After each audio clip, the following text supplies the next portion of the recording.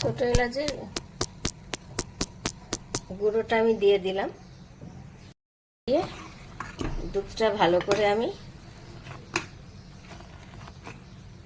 ছোট এলাচের সাথে মিক্স করে দিচ্ছি। এই ফেনা হওয়াটা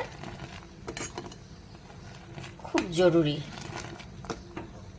কারণ আমি তো আলাদা করে এতে কোনো এক্সট্রা ফ্যাট ইনগ্রেডিয়েন্টস অ্যাড করব না।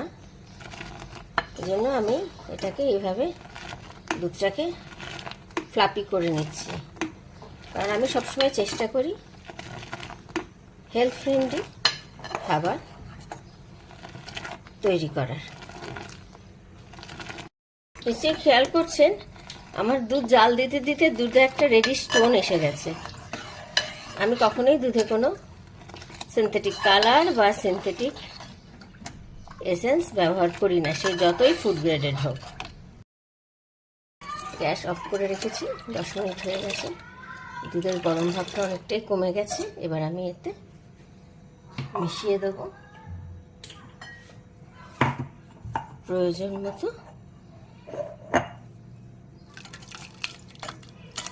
গুড়, দিয়ে এটাকে ভালো করে নেড়ে গুড়টাকে গোলা অবধি ওয়েট করব। পটটায় দই পাতবো, সেটায় 2 চামচ মতো টক দই নিয়ে নিলাম, নিয়ে এটাকে ভালো করে মিক্স করে আমি পুরো পটটার গায়ে লাগিয়ে দেবো দইটা। গুড়টা পুরো দুধে গুলে গেছে।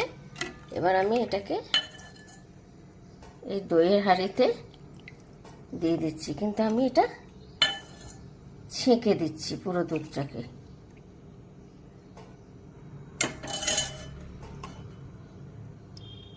দইটার সাথে এই দুধটাকে খুব ভালো করে মিশিয়ে দিলাম।